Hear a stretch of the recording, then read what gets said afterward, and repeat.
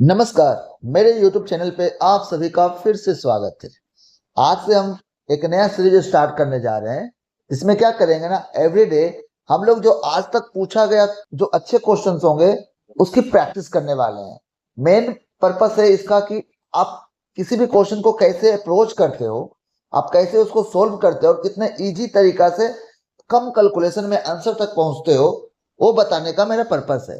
तो आप क्या कीजिए, जो भी क्वेश्चन मैं यहाँ पे सोल्व करने वाला हूँ पहले आप खुद ट्राई कीजिए और आप देखिए आपका अप्रोच क्या है। मेरा ये प्रयास रहेगा कि आप कम एफर्ट में क्वेश्चन को सोल्व कर पाए और कम टाइम भी लगे आपको। नॉर्मली मैं क्या देखता हूँ कि बच्चे जो ऑप्शन दिए होते हैं ना उसको सिलेक्ट करना उनको आता नहीं है, वो हमेशा आंसर लाने की सोचते हैं। तो जब आपको 4 ऑप्शन दिए गए हैं तो आप उसको सिलेक्ट करना भी सीखिए, लेकिन ऐसे नहीं, ब्लाइंडली नहीं। आपको लॉजिक के साथ उसको समझना है और फिर सिलेक्ट करने के लिए सीखना है। देखिए पहला क्वेश्चन जो है आपके सामने दिख रहा है, क्वेश्चन एक बार पढ़ते हैं।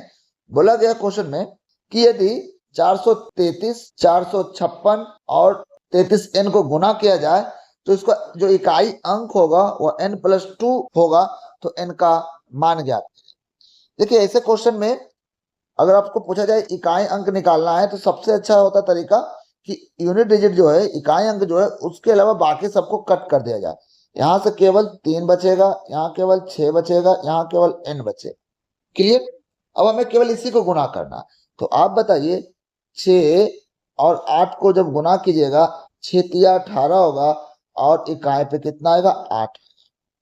अब n और 8 जब गुना होगा तो कितना आएगा वो पता नहीं है क्योंकि n की वैल्यू नहीं दे रखी है, लेकिन इतना बताया है कि जब इससे इकाई अंक जो बनेगा वो इसके बराबर होगा। किसके बराबर? n+2, मतलब दोनों तरफ बैलेंस होगा, दोनों तरफ इक्वल आएगा अगर n का मान वहां रखे तो हम सबसे पहले क्या करते हैं, ऑप्शन से देखते हैं। इसमें ज्यादा दिमाग नहीं लगाना। हम बोले जब आपके पास ऑप्शन है तो आप कभी कभी ऑप्शन से देखिएगा तो बहुत सारे क्वेश्चन बहुत कम एफर्ट में इजी तरीके से सोल्व हो जाता है। चलिए n की जगह पे 1 रखिए। एक चीज और है, हम थोड़ा आपको समझाने में समय लेंगे, लेकिन आप जब खुद ट्राई कीजिएगा तो हो सकता है आप विद इन 5 सेकंड और 10 सेकंड में आप इसको सोल्व कर लोगे। मैं समझा रहा हूं तो हो सकता है मुझे थोड़ा समझाने में समय भी लग सकता है। आप इसको खुद बनाने का ट्राई कीजिए, देखिए कितना समय लगता है। अगर n की जगह पर 1 रखे तो n×1 कितना आ जाएगा? 8 आएगा। लेकिन यहाँ पे रखे 1+2 तो यहाँ पे कितना आया? 3। हम क्या बोले, दोनों बराबर आना चाहिए, नहीं आया तो ये तो फेल हो गया, ये फेल हो गया। अब हम चले 8 के पास। n की जगह पर 8 रखे, 8 8 64 होता है। इकाई अंक कितना हो गया? 4। यहाँ n की जगह पर 8 रखिए +2, जोड़ने पे कितना आएगा? 10। इकाई कितना आया? 0, लेकिन यहाँ पे इकाई कितना आया? तो 4। ये भी फेल हो गया तो ये भी फेल हो गया। अब तीसरा चलते हैं, n की जगह पर रखते हैं 3। 3 रखेंगे तो 8 3 24, यहाँ आएगा 4। अब यहाँ इस तरफ n की जगह पर रखते 3+2, इधर कितना आएगा? 5।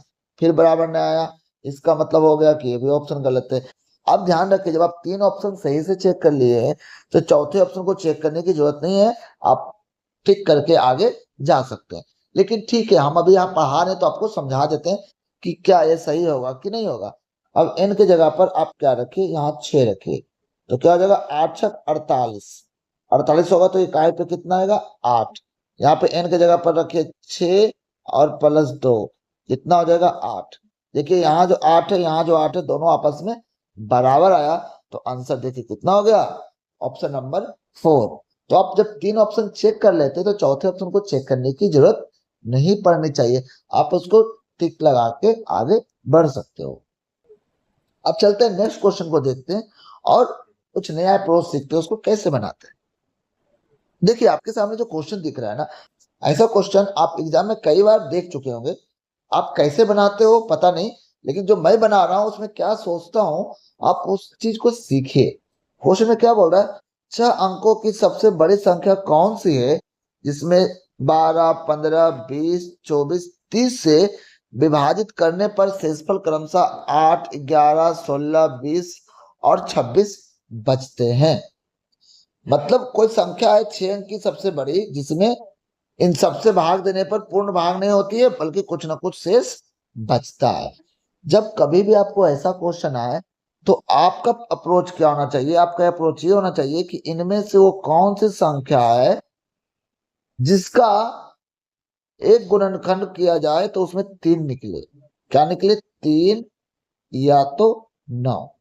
अब आप बताइए, इनमें से 12 में भी 3 मिलेगा, 15 में भी 3 मिलेगा, 24 में भी 3 मिलेगा और 30 में भी 3 मिलेगा, 9 किसी में नहीं मिलेगा। तो जिसमें मिले 3 या 9 मिले तो हमारा काम थोड़ा सा आसान हो जाता है। और भी चीजें सिखाएंगे, वो क्वेश्चन आएगा उसके हिसाब से आपको बताएंगे। चलिए हम 12 को लेते हैं।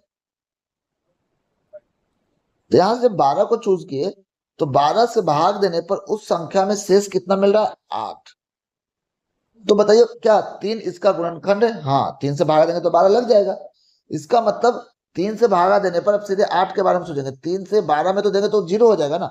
3 से जो शेष बचा है ना उसमें भाग देंगे तो कितना शेष फैलाएगा? 2।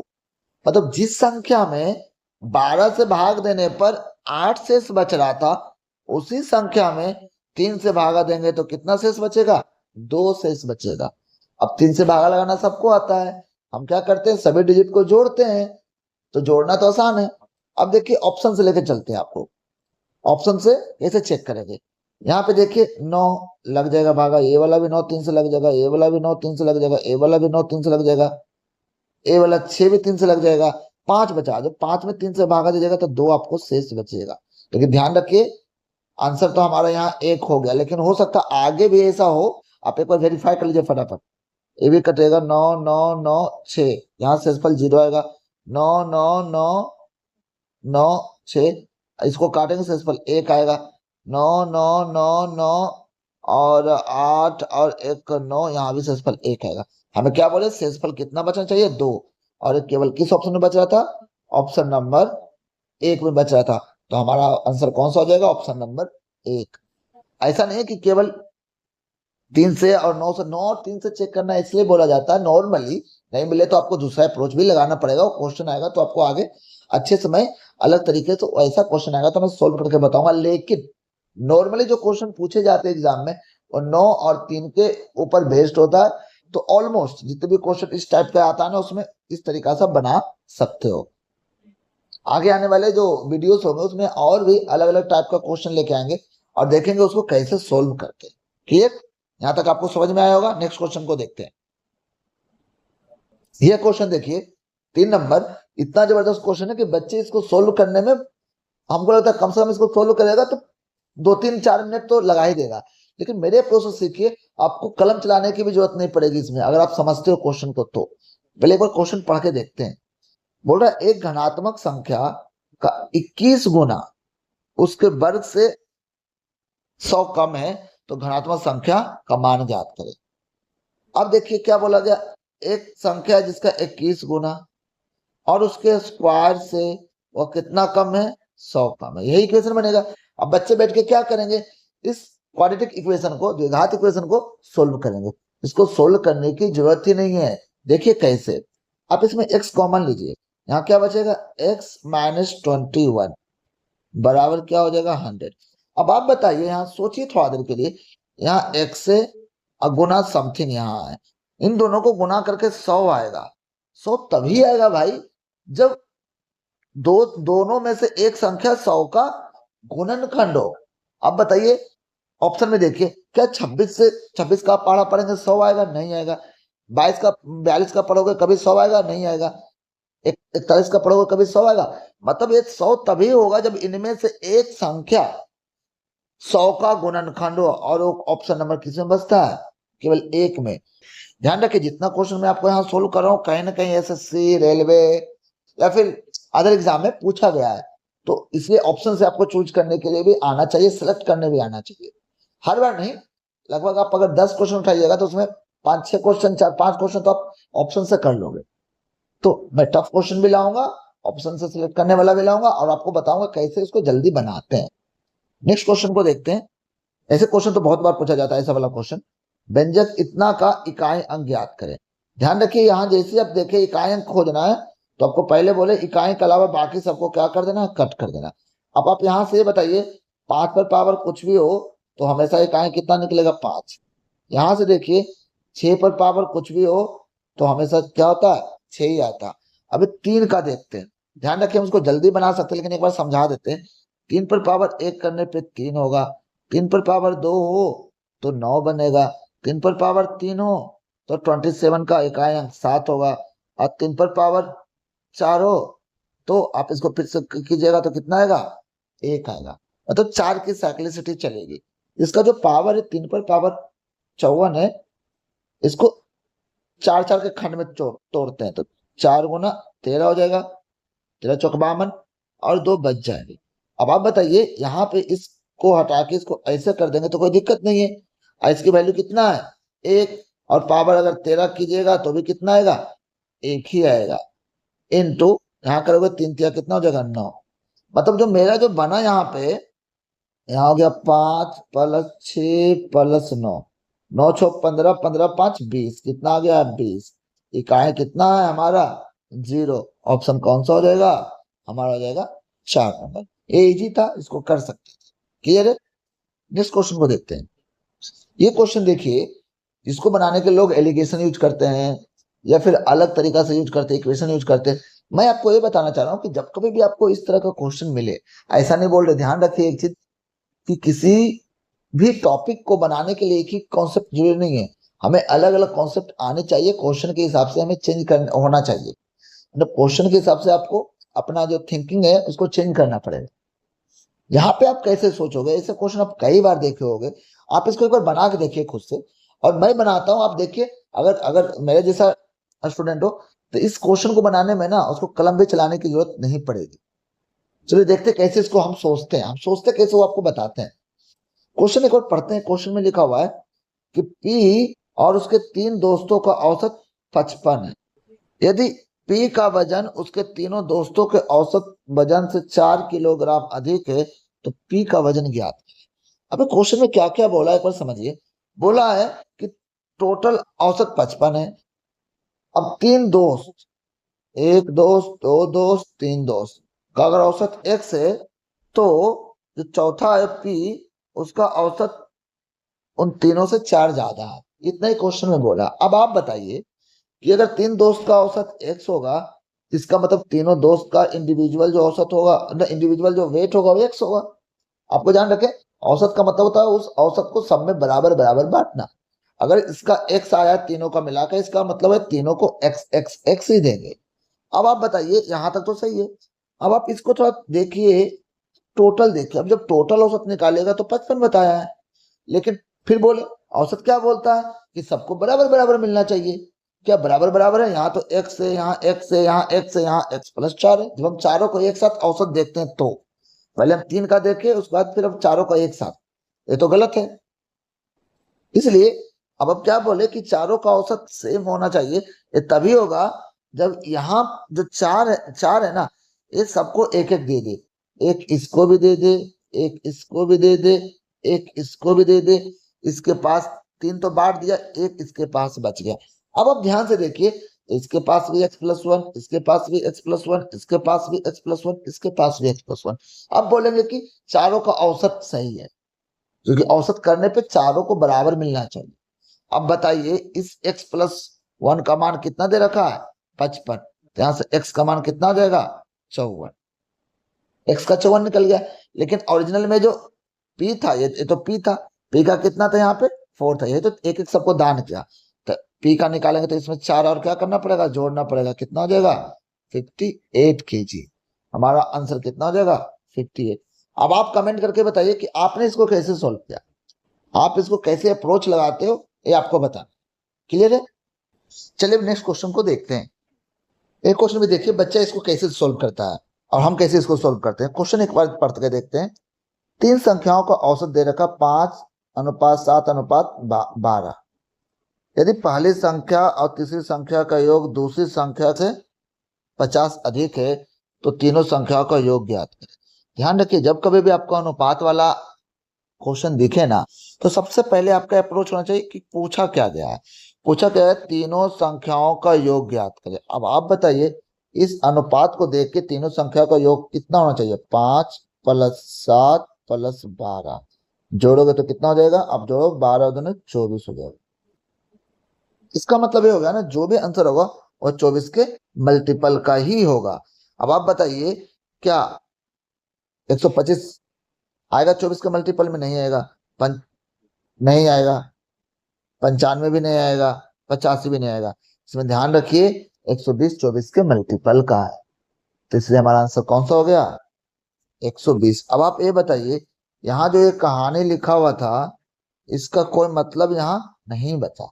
हाँ, ऐसा नहीं बोले कि वो लिखा था गलत है, हमें जब काम बन गया इतना ही से तो हमें उसको पढ़ने की भी जरूरत नहीं है। क्लियर? इसके बारे में सोचने की भी जरूरत नहीं है। चलिए नेक्स्ट क्वेश्चन को देखते हैं। इस क्वेश्चन को देखिए, जब भी आपको ऐसा मिश्रण मिलाओ तो सबसे ज्यादा जो यूज होने वाला मेथड है वह है एलिगेशन मेथड। तो अब फटाक से एलिगेशन मेथड लगाइए, इतना दिमाग नहीं लगाना है। एक बार क्वेश्चन पढ़ के बताते हैं क्या क्वेश्चन में बोला गया है। क्वेश्चन में है कि दो बर्तन ए और बी, उसमें दूध और पानी का अनुपात 4:3 और 2:3 है। तो दोनों बर्तनों के तरल पदार्थों को किस अनुपात में मिलाया जाए कि बर्तन सी में आधा दूध और आधा पानी वाला नया मिश्रण प्राप्त। मतलब आप बताइए इस एलिगेशन में क्या करते हैं, या तो हम केवल दूध लेके चलते हैं या तो केवल पानी। इसमें बताइए दूध कितना है, तो टोटल तो हो गया 7, उसमें 7 में से 4 दूध है। इसमें देखिए टोटल है 5, उसमें से 2 दूध है। क्लियर है? अब जो ये बताया गया था तीसरे में, मतलब आधा दूध आधा पानी, मतलब 1:1। इसमें बताइए इसका क्या हो जाएगा? दूध, तो टोटल है 2, उसमें से 1 दूध है, तो यहाँ पे क्या हो जाएगा? एलिगेशन लगाएंगे तो यहाँ कितना हो जाएगा? 1/2। अब इसको घटाना होता है, इसका इसका एक बार अंतर करेंगे और एक बार इसका इसका अंतर करेंगे। अब जब इसको इसको अंतर कीजिएगा, इतना पता है कि नीचे 7 और 2 है तो लघुत्तम आएगा 14। इतना तो क्लियर हो गया। अब देखते हैं जब गुना करें 4 दूना 8 और 7, तो यहाँ पे आ जाएगा कितना? 8 - 7। यहाँ पे देखिए तो इसका आंसर कितना हो जाएगा? 1/14। इसमें देखिए कि लघुत्तम कितना 5 और 2 है, तो नीचे 10 तो आएगा, एक कंफर्म है। और फिर ऊपर गुना कीजिएगा, हो जाएगा 5 और 4, 5 और 4, ये कितना हो जाएगा? 1/10। इसका मतलब देखिए यहाँ से जब इसको आगे सोल्व कीजिएगा तो हो जाएगा 14:10। फिर 14 को काटेंगे 2 से तो हो जाएगा 7, और इसको 2 से काटोगे तो हो जाएगा 5। हमारा ऑप्शन कौन सा हो जाएगा? Option number 1। तो अब जितना प्रैक्टिस करोगे वो उतना ही आपके लिए धीरे धीरे इजी हो जाएगा। नेक्स्ट क्वेश्चन को देखते हैं। क्वेश्चन नंबर 1 कौन सा हो गया? 8 है। अब देखिए इस क्वेश्चन को देख के एक चीज तो समझ में आ जाएगा बच्चा को, ऑप्शन देख के, इसलिए बोलते ऑप्शन को आप देखिए, सोल्व मत कीजिए, पहले ऑप्शन देखिए। 48 है, 48 है, 48 है, 48 है। इसका मतलब ये तो फिक्स हो गया कि तीनों में अगर 48 है तो हमें कैलकुलेशन करने की जरूरत नहीं।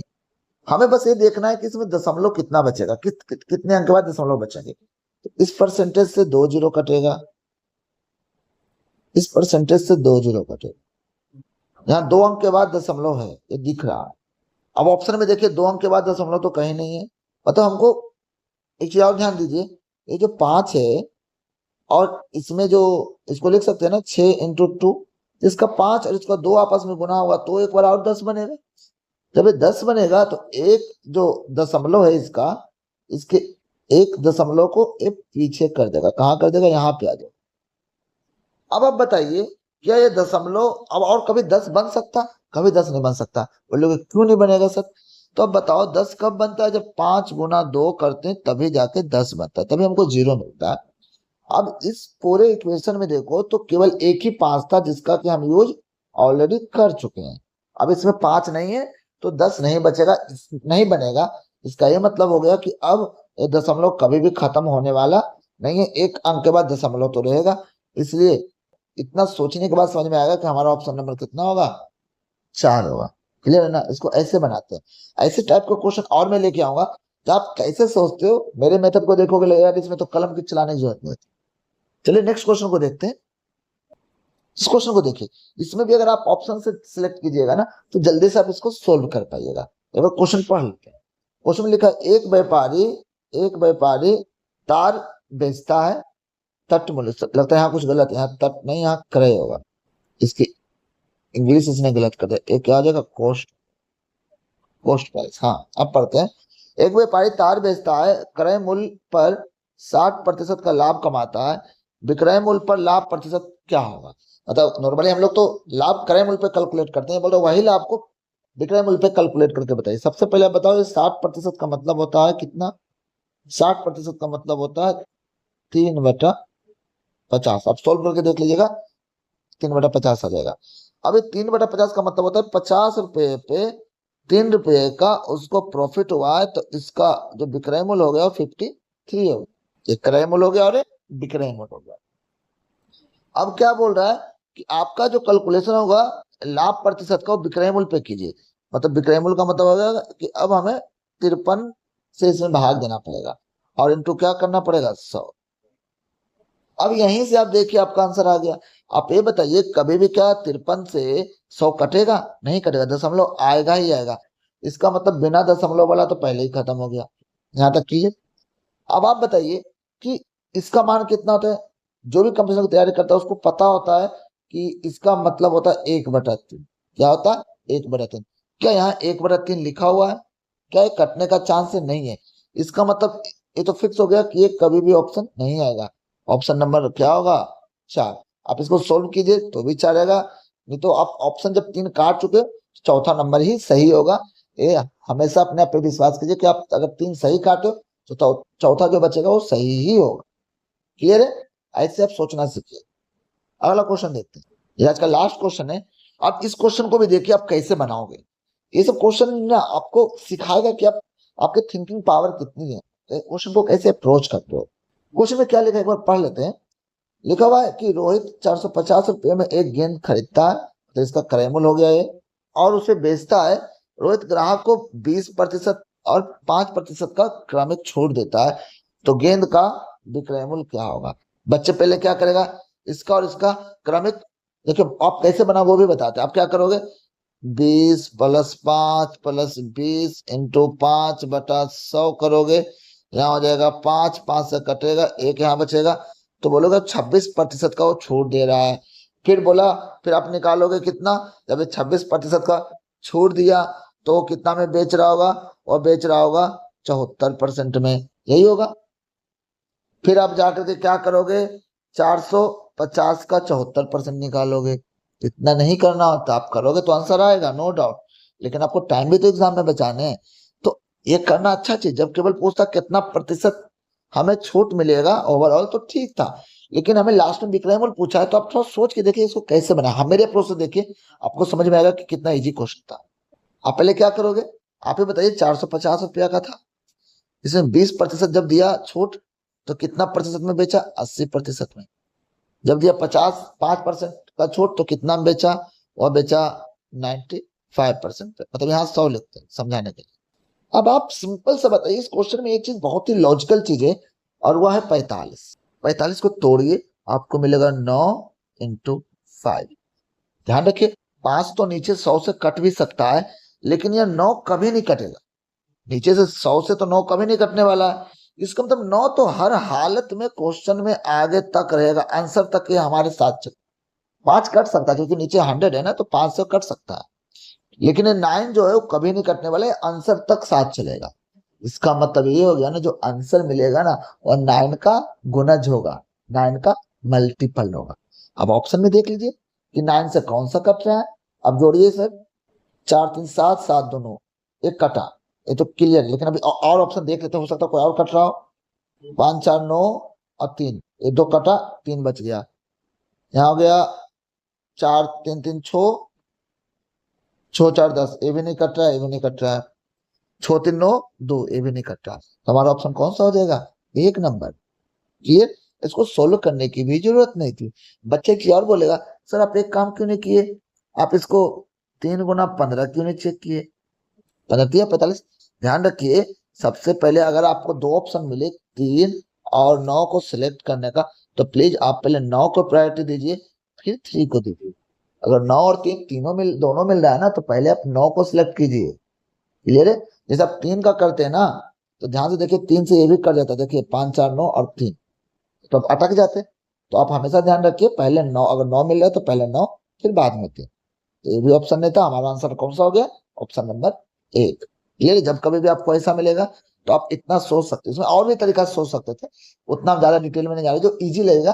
हम आपको क्या बोले, 3 और 9 खोजना, अगर मिल गया तो इजी, नहीं मिला तो कोई और चीज भी खोज के आंसर तक पहुंचा जा सकता था, लेकिन हमें उसकी जरूरत इस क्वेश्चन में नहीं पड़ेगी, हमें 9 से ही काम चले। क्लियर है ना? तो आशा करते हैं कि आप मेरे इस अप्रोच को समझे होंगे, कुछ क्वेश्चन में मैंने आंसर निकाला, कुछ क्वेश्चन में मैंने थोड़ा सा करके आंसर तक पहुंचा। तो आप दोनों मिक्स करके कीजिए, केवल आंसर निकालना जरूरी नहीं, आप थोड़ा बहुत कॉन्सेप्ट लगा के आप क्वेश्चन को बहुत इजी तरीके से भी सोल्व कर सकते हैं। तो आप क्या कीजिए, जो हम बताएं उसको पहले आप एक बार खुद बना के देखिए और इस अप्रोच को आप नए क्वेश्चन में भी अप्लाई करके देखिए। तो मिलते हैं नेक्स्ट वीडियो में, तब तक आप प्रैक्टिस कीजिए। धन्यवाद।